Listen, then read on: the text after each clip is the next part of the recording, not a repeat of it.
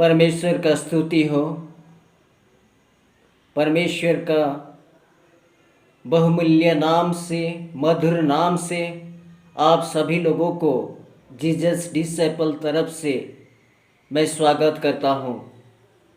प्रियो, आज मैं ये कहना चाहता हूँ कि जब अच्छा इंसान एक हम लोगों को चेतावनी देता है कि भाई ऐसा मत करो, बेटा ऐसा मत करो, तब जाके हम उस चेतावनी को ना मानकर कुछ कर देते तो हमारे जीवन में कुछ प्रॉब्लम आ जाते हैं। अब जब हम उस चेतावनी को हम लोग हमारे जीवन पे एक्सेप्ट करते हैं और कुछ करते हैं तो हमारे जीवन में एक परिवर्तन आ जाता है। वैसे ही परमेश्वर ने मनुष्य को किस प्रकार चेतावनी दिया है, वो चेतावनी मानने से क्या होता है और चेतावनी ना मानने से क्या होता है, आइए हम सुनते हैं कि हमारे बीच में आज परमेश्वर का चुना हुआ दास पानुएल पानी जो कि दिल्ली से है, वो हमारा बीच में आज परमेश्वर का वचन देंगे चेतावनी के बारे में। आइए परमेश्वर का वो चुना हुआ दास के मुख से वो वचन सुनते हैं और वचन क्या कहते हैं चेतावनी के बारे में। आइए हम सुनते हैं। आमेन। Jesus disciples welcomes you. Thank you. मैं सभी को अभिनंदन और जय मसीह की। प्रभु के इस मधुर मीठा नाम से मैं सभी को प्रणाम भी करता हूं। और इस समय आइए, ये जो सुंदर मौका हमें परमेश्वर दिया है परमेश्वर के वचन से सुनने के लिए, इसलिए प्रभु का धन्यवाद देता हूं मैं। परमेश्वर भला है और हम सभी जानते हैं इस कोरोना के, इस महामारी के समय में पिछले 2 वर्ष में पूरा विश्व में जो कुछ भी हुआ है हम सभी को मालूम है। और हमें सबको पता है कि इस महामारी कब छोड़ के जाएगा, ये किसी को भी मालूम नहीं है। लेकिन यहां पे मैं एक बात कहना चाहता हूं कि हम में से बहुत सारे ऐसे लोग हैं जो अपने प्रियजनों को इस महामारी के दौरान खोए हैं और दुखित हैं। कोई अपने भाई को, कोई अपने माँ को, कोई अपने पापा को, कोई अपने बेटा को, कोई अपने लोगों को। ऐसे बहुत सारे लोग हैं, चाहे अमीर हो चाहे गरीब हो, सब अपने अपने रिश्तेदारों को, प्रियजनों को खोए हैं इस महामारी के दौरान। लेकिन प्रभु का धन्यवाद हो कि परमेश्वर इस महामारी के समय में भी हम सभी को संभाल रखा है, अभी तक जीवितों के बीच हमें जीवित रखा है ताकि उसके नाम की महिमा और प्रशंसा करने पाए। और इस महामारी जो है अभी हमने देखा है, ये एक सच्चाई है, ये कोई काल्पनिक नहीं है, ये कोई कहानी नहीं है। ये महामारी जो आया है हम सब इसको अनुभूति किए हैं और इससे बचने के लिए हम बहुत सारे लोग जो हैं कोशिश किए हैं कि किस तरीके से हम इस महामारी से बचे। उसके बाद वैद्य लोग हो, साइंटिस्ट हो, वो तरह तरीका का दवाई भी बनाए जो हम जानते हैं वो वैक्सीन के रूप में आया, तो हम वैक्सीन लगा रहे हैं। क्यों लगा रहे हैं? क्योंकि जो कोरोना है, जो कोविड है, वो हमें अफेक्ट ना हो। लेकिन प्रभु से हमारे लिए यही एक चेतावनी है, एक संदेश है कि हमें हमारे जीवन में कुछ बदलाव लाना है। क्योंकि ये जो महामारी है ये ऐसे नहीं हुआ है, ऐसे नहीं आया है। हम जानते हैं बाइबल में भी जब इस्राएली लोग मिस्र से लेकर परमेश्वर जो वादा किया था उस देश में जब जाने के लिए मूसा और हारून के अगुवाई में जब निकले थे, तो इस्राएल में मिस्र में, वहां पे ऐसे बहुत सारे महामारी आया था, लेकिन परमेश्वर का योजना उस समय हम जानते हैं। तो उस महामारी के दौरान वो इसराइलियों को किस तरीके से वहां से बचा के लेके आया था। परमेश्वर का धन्यवाद हो। ये हमारे लिए भी चेतावनी है, ये हमारे लिए भी सभी के लिए चेतावनी है। इस महामारी के समय में हमें इस महामारी जो है एक संदेश दे रहा है, एक चेतावनी दे रहा है, ताकि हम परमेश्वर को जाने, ताकि परमेश्वर के पास आ जाए, हम प्रभु में संगति करें। मैं परमेश्वर के वचन से आज आप लोगों को ऐसे ही चेतावनी, 3 चेतावनी के बारे में बताना चाहता हूं, जो परमेश्वर का वचन हमें बताता है। उस चेतावनी को हमें ग्रहण करना है। अगर हम उस चेतावनी को नहीं ग्रहण करेंगे और परमेश्वर को नहीं जानेंगे तो हमारे लिए निश्चित मृत्यु है। आइए हम परमेश्वर का वचन से पढ़ते हैं। इब्रानी के किताब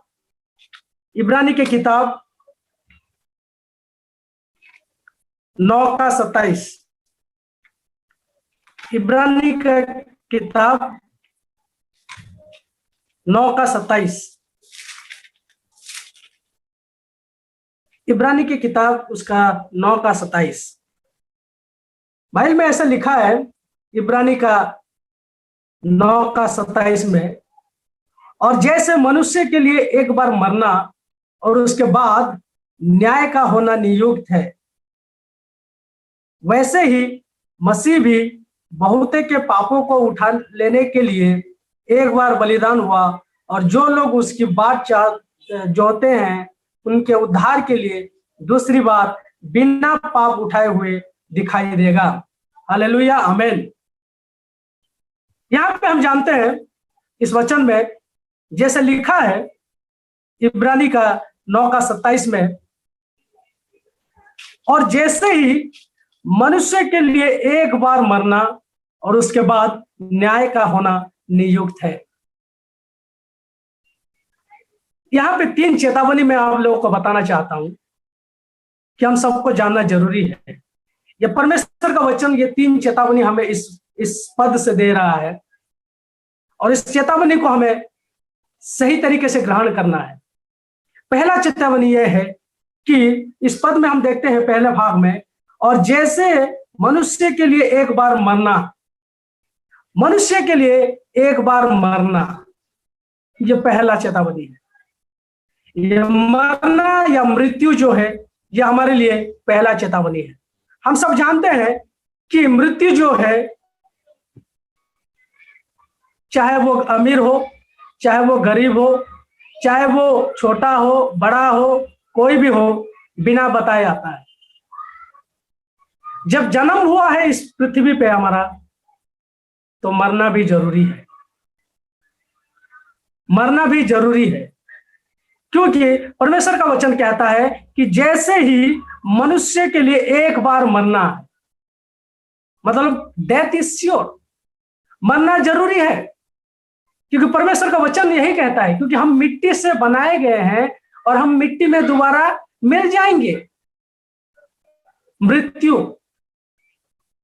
मृत्यु जरूरी है।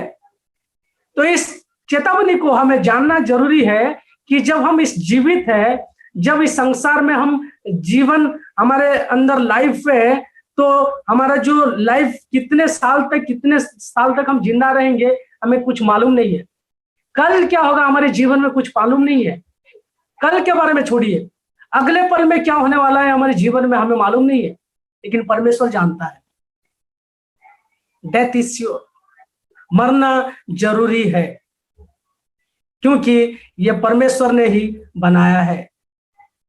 और ये मरना, ये मृत्यु कहां से आया हम सबको मालूम है। जब वचन में उत्पत्ति की किताब जब हम पढ़ते हैं, बाइबल का जो प्रथम पुस्तक है, उसको जब हम अध्याय करते हैं, पढ़ते हैं, तो हम जानते हैं कि वहां पे परमेश्वर ने जैसे सृष्टि की, सब कुछ बनाने के बाद हवा और आदम को बनाया, मनुष्य को बनाया, और मनुष्य क्या किया, वो परमेश्वर का आज्ञा का उल्लंघन किया, आज्ञा को पालन नहीं किया और वो पाप किया। जब पाप किया तो परमेश्वर ने उन दोनों को, मनुष्यों को, वो अभिशाप दिए और बोला कि तुमको मैं मिट्टी से बनाया हूं, तुम दोबारा वो मिट्टी में मिल जाओगे। इसका मतलब यह है कि तुम मिट्टी से बनाए गए हो, तो मिट्टी से दोबारा तुम मिट्टी पे ही मिल जाओगे। तो मरना जरूरी है। ये मृत्यु जो है ये एक अभिशाप के जैसे आया था। उससे पहले मनुष्य जब पाप नहीं किया था, उससे पहले ये श्राप नहीं आया था। लेकिन जब मनुष्य ने प्राप्त किया, तब ये श्राप मनुष्यों को मिला था कि तू मिट्टी से बनाया गया है तो मिट्टी में दोबारा मिल जाएगा। इस बात को हम बहुत सारे लोग मना कर सकते हैं, लेकिन यह सच्चाई है। परमेश्वर का वचन यही कहता है कि तुम मिट्टी से बनाए गए हो, मिट्टी से दोबारा मिल जाओगे। मरना जरूरी है मनुष्य के लिए। यह हमारा पाप के वजह से ही यह मृत्यु आया है। और ये जो मृत्यु है, यह शरीर का मृत्यु है। ये शरीर जो है प्राण को छोड़ के, जैसे ये शरीर जब इस शरीर के अंदर से जब प्राण निकल जाता है तो यह शरीर अकाम हो जाता है, मतलब कुछ नहीं कर सकता है। यहां से प्राण जैसे निकल जाएगा शरीर से, तो इसका मतलब डेथ है वो, और यह शरीर जो है मिट्टी में दोबारा मिल जाता है। परमेश्वर का धन्यवाद हो कि प्रभु हमें वचन से यही सिखाता है कि चाहे वो अमीर हो, चाहे वो गरीब हो, चाहे वो इंसान कितना भी क्या हो, लेकिन मरना जरूरी है। क्योंकि ये हमारा पाप की वजह से, हमारे पाप की वजह से ही हमें यह श्राप मिला है। मेरे मित्रों, मेरे भाई और बहनों, मैं आप लोगों को यही कहना चाहता हूं कि प्रभु हमें जो जीवन दिया है, इस जीवन को चाहे महामारी आए, चाहे परिस्थिति कैसे भी क्यों ना हो, हमें उस समय परमेश्वर के साथ रहना ही है। क्योंकि मृत्यु जरूरी है। एक न एक दिन हम सभी को इस दुनिया छोड़ के जाना ही है। तो इसीलिए जब हम जीवित हैं, इस जीवित के समय में ही परमेश्वर को हमें धन्यवाद देना चाहिए, परमेश्वर की स्तुति करना चाहिए, प्रभु को भय मानना चाहिए। क्योंकि हम सब मनुष्य हैं। वचन कहता है कि और जैसे मनुष्य के लिए एक बार मरना जरूरी ही है। वचन में लिखा गया है, वचन में इस मृत्यु के साथ बहुत सारे बातों को लेकर तुलना किया गया है। जैसे घास है, सुबह के समय में हम घास को देखते हैं, एक फूल को देखते हैं, वो कितना सुंदर दिखता है, लेकिन जब शाम होते ही वो मुरझा जाता है। तो ठीक उसी तरह हमारा मनुष्य का जीवन वैसे ही है। कल क्या होगा किसने जाना है। एक गाना भी है, हम सभी को मालूम होगा उस गाने के बारे में।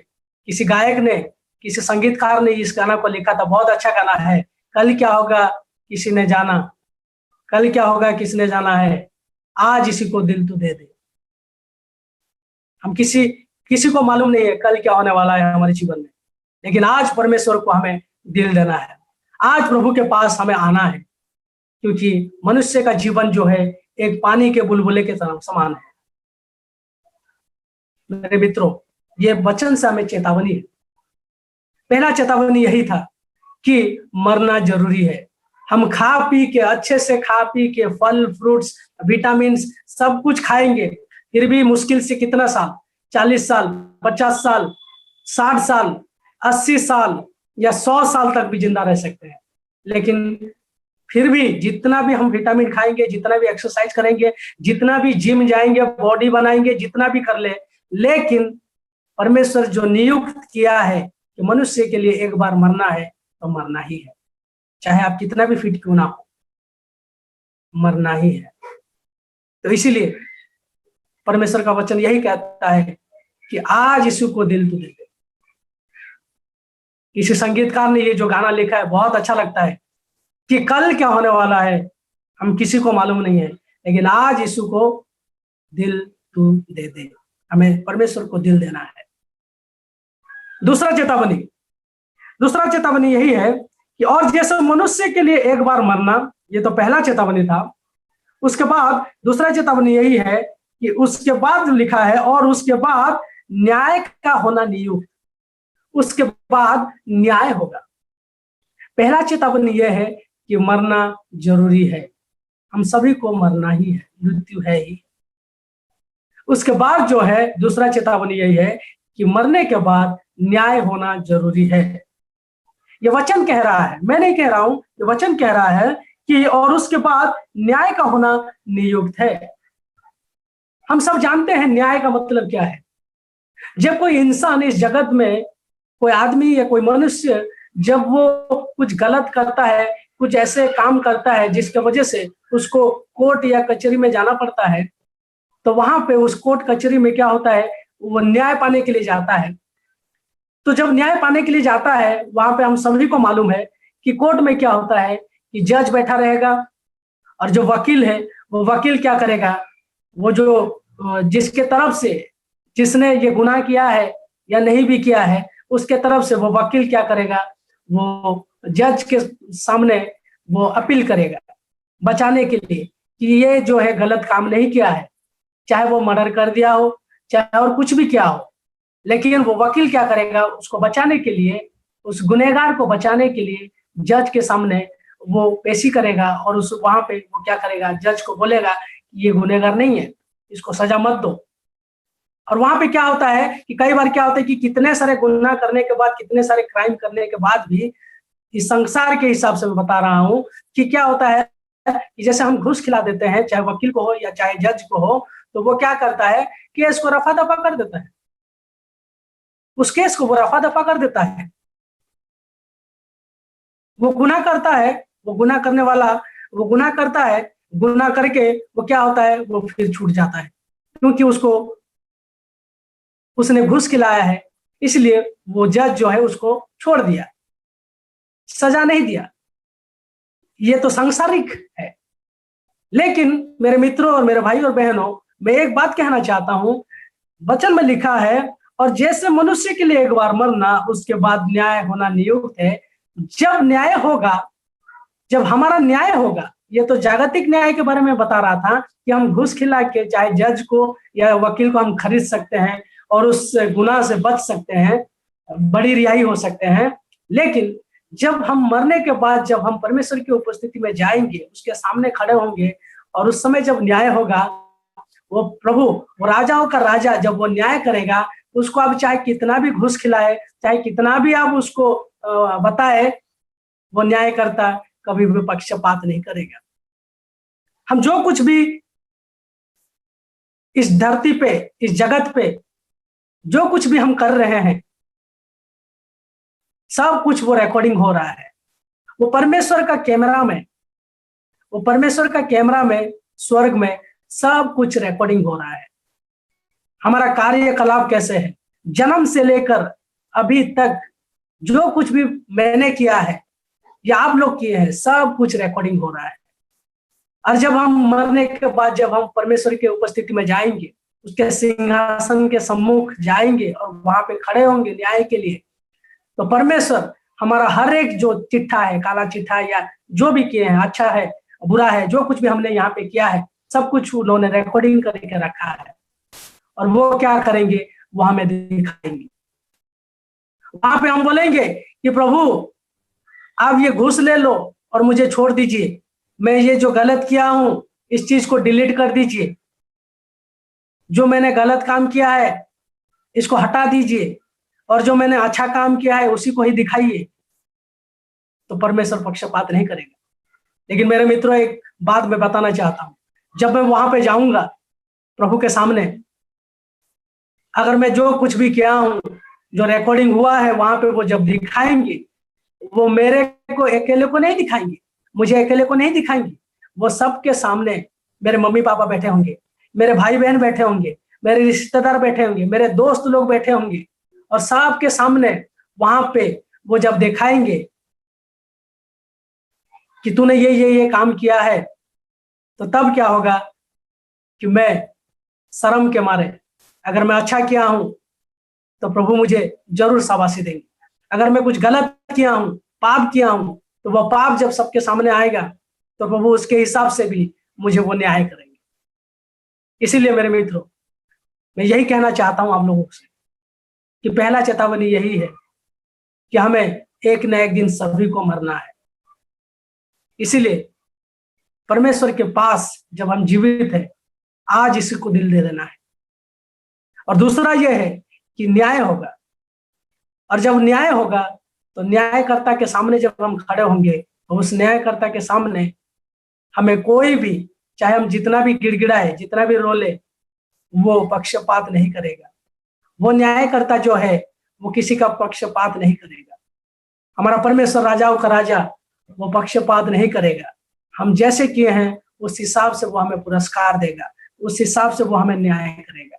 इसीलिए जो कुछ भी रिकॉर्डिंग हो रहा है, आप सभी को मालूम है कि परमेश्वर के सामने जब हम खड़े होंगे तो एक सच्चा इंसान और परमेश्वर का संतान के रूप में हम वहां पे खड़े होने पाए। तीसरा चेतावनी यह है कि मरने के बाद पहला तो मृत्यु है, मृत्यु के बाद न्याय होगा, न्याय के बाद स्वर्ग और नरक, दो स्थान है। और ये दो स्थान जो है, उस दोनों स्थान में से एक स्थान को हमें न्याय के बाद भेजा जाएगा। हम सबको मालूम है, जैसे हम कोर्ट में जाते हैं तो कोर्ट में जाने के बाद वहां पे क्या होता है कि जो गुनहगार होता है, अगर वो सही है तो उसको बाइज्जत बरी कर दिया जाता है, उसको क्लीन चिट दिया जाता है कि इसने कुछ भी किया नहीं है, इसको छोड़ दीजिए। लेकिन जब गुनाह पाया जाता है कि हाँ इसने वो गुनाह किया है, इसने ये गलत काम किया है, इसने मर्डर किया है या इसने कुछ ऐसा किया है, तो जज फिर क्या करता है, वो सजा सुनाता है। और वो सजा ये होता है कि उसको चाहे जेल भेज दे 14 साल के लिए या 15 साल के लिए या पूरा उम्र भर के लिए, उम्र कैद जो कहते हैं, भेज देंगे, वो सजा है। लेकिन यहाँ पे जो सजा है ये उम्र भर के लिए नहीं, ये एवर लास्टिंग, अनंत कालीन के लिए ये सजा मिलेगा। और ये जो सजा मिलेगा आपके इस धरती पे परमेश्वर जो हमें भेजा है, बचपन से लेकर, जन्म से लेकर मृत्यु तक आपने परमेश्वर को माना है कि नहीं माना है, उसको जाना है कि नहीं जाना है, उसको उद्धारकर्ता रूप में ग्रहण किया है कि नहीं किया है, उस आधार पे और परमेश्वर के वचन के हिसाब से आपने इस धरती पे जीवन बिताया है कि नहीं बिताया है, उस आधार पे परमेश्वर जब वो न्याय करेगा उसके बाद वो अपना सजा सुनाएगा। और ये कहानी नहीं है, स्वर्ग और नरक जो है कहानी नहीं है, स्वर्ग है और नरक भी है। नरक एक ऐसा स्थान है जहां पे आग का गोला है, आग का बारिश होता है, हमेशा वहां पे आग जलता ही रहता है। और आग के पास कोई भी वहां पे जाने के लिए पसंद करेगा ही नहीं, कोई भी जाने के लिए पसंद नहीं करेगा। नरक ऐसा एक स्थान है। बाइबल में एक कहानी है, बाइबल में एक परमेश्वर ने, प्रभु यीशु मसीह ने एक उदाहरण, एक सच्ची घटना के बारे में बताए थे कि एक अमीर व्यक्ति था और एक गरीब व्यक्ति था। तो वो गरीब व्यक्ति क्या है कि वो क्या करता था, उसके पास खाने के लिए अच्छा खाना नहीं था या कपड़ा नहीं था, पहनने के लिए घर बार कुछ नहीं था। और वो क्या करता था, हमेशा वो अमीर व्यक्ति के घर के सामने आके वहां पे गेट के पास बैठ जाता था। और वो अमीर व्यक्ति क्या करता था, जो कुछ भी खाता था और जो बच जाता था उसको वो फेंक देता था, और उसी फेंका हुआ खाना को ये गरीब व्यक्ति खाता था और उस तरीके से फटा फूटा कपड़ा पहन के उस गेट के सामने ही बैठा रहता था। और एक दिन ऐसा समय आया कि दोनों का मृत्यु हुआ, और अमीर व्यक्ति भी मर जाता है और वो गरीब व्यक्ति भी मर जाता है। जब दोनों मर जाते हैं तो क्या होता है कि जब जाते हैं परमेश्वर के न्याय के समूह सिंहासन के पास जाते हैं, न्याय होता है, तो वहां पे पहले वो गरीब व्यक्ति का न्याय होता है और वो जाके स्वर्ग में परमेश्वर के गोद में वो बैठा रहता है। और उसके बाद ये अमीर व्यक्ति जब आता है न्याय के लिए, तो परमेश्वर जब न्याय करता है तो ये अमीर व्यक्ति देखता है कि अरे ये तो जो मेरे गेट के सामने बैठा रहता था वो गरीब व्यक्ति यही है, ये तो स्वर्ग में बैठा है, ये कैसे यहाँ पे आ गया? ये तो पूरा गरीब था, इसके पास खाने के लिए नहीं था, अच्छा कपड़ा पहनता नहीं था, अच्छा कुछ भी नहीं करता था, लेकिन कैसे यहाँ पे ये स्वर्ग में बैठ गया?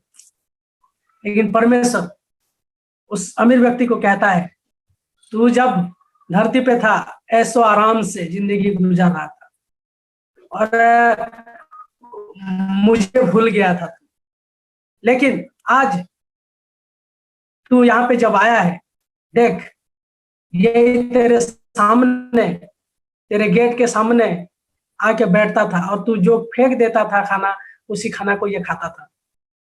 लेकिन ये मुझे भय मानता था, ये मुझे जानता था, इसलिए आज ये स्वर्ग में है। लेकिन वो अमीर व्यक्ति कहता है कि प्रभु मेरा नाम लिखा होगा, देख लीजिए, ढूंढ लीजिए, मेरा नाम भी वहां पे होगा, देख लीजिए प्लीज। लेकिन परमेश्वर कहता है कि नहीं, तेरा नाम इस जीवन पुस्तक में है ही नहीं, और तेरा स्थान जो है नरक में है, तू नरक में जा। और उसको नरक में भेज देते हैं। वो आग के जो गोला है, जो आग का नरक स्थान है, वहां पे जब भेजा जाता है तो उस समय वो कहता है कि प्रभु कम से कम एक बूंद पानी के लिए मैं तरस रहा हूं, मुझे पानी पीने के लिए भेज दीजिए। तो उस समय परमेश्वर कहता है उसको कि वहां का व्यक्ति जो नरक में है, वहां का व्यक्ति यहाँ पे स्वर्ग में नहीं आ सकता, ना तो स्वर्ग का व्यक्ति नरक में नहीं जा सकता। इसका मतलब यही है कि मरने के बाद न्याय होगा, न्याय के बाद स्वर्ग और नरक दो स्थान है।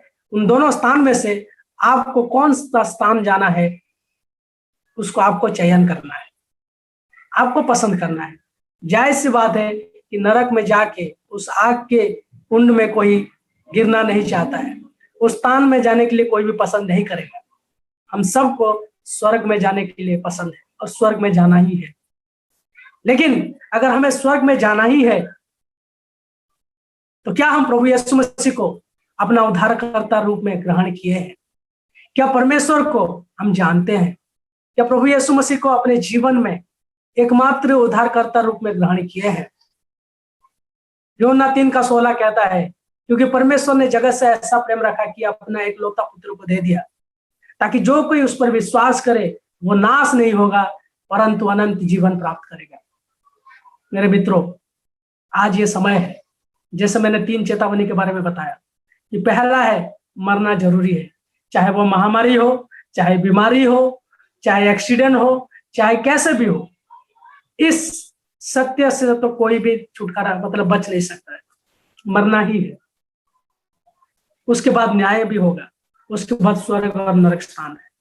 लेकिन परमेश्वर हमें मौका दिया है, आज समय है, प्रभु यीशु मसीह को अपने उद्धारकर्ता के रूप में ग्रहण कीजिए।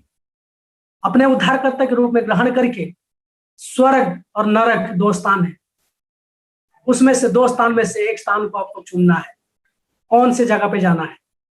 अगर आपके पास स्वर्ग का वीसा है तो स्वर्ग जाएंगे, अगर आपके पास नरक का वीसा है तो नरक ही जाएंगे। आपके पास अगर अमेरिका का वीसा है तो आपको अमेरिका ही जाओ। ऐसा तो नहीं आपके पास अमेरिका का वीसा है और आप पहुंच गए लंदन या यूके या कहीं दूसरे जगह पे, ऐसा नहीं होता है। तो ठीक उसी तरह आपके पास अगर स्वर्ग का वीसा है तो स्वर्ग जाओगे, अगर आपके पास नरक का वीसा है तो नरक जाओगे। और स्वर्ग का वीसा यही है कि प्रभु यीशु मसीह को अपने उद्धारकर्ता के रूप में जब हम ग्रहण करते हैं, उसी समय हमारे जीवन में ठप्पा लग जाता है कि हम परमेश्वर का संतान है और जीवन पुस्तक में हमारा नाम लिखा जाता है। और उसके बाद क्या होगा कि हम स्वर्ग में जरूर जाएंगे। प्रभु हम सभी को इस वचन के माध्यम से आशीष दे, क्योंकि ये वचन हमें चेतावनी देता है कि हमारे पास समय नहीं है, हमारे पास समय नहीं है, इस धरती पे समय नहीं है। लेकिन आइए प्रभु को, प्रभु यीशु मसीह को अपना उद्धारकर्ता के रूप में ग्रहण करके उस वीसा को प्राप्त कीजिए और पुनर्जन्म हुई और प्रभु में भय हो के आगे बढ़िए, ताकि हम एक न एक दिन जब प्रभु यीशु मसीह का दूसरा आगमन होगा, हम उसके साथ स्वर्ग में मिलेंगे। तब हम सभी को इस वचन के माध्यम से आशीष दे, ताकि परमेश्वर के ऊपर हम विश्वास करने पाए और विश्वास में और मजबूत होने पाए। प्रभु हम सभी को इस वचन के माध्यम से आशीष दे। आमीन।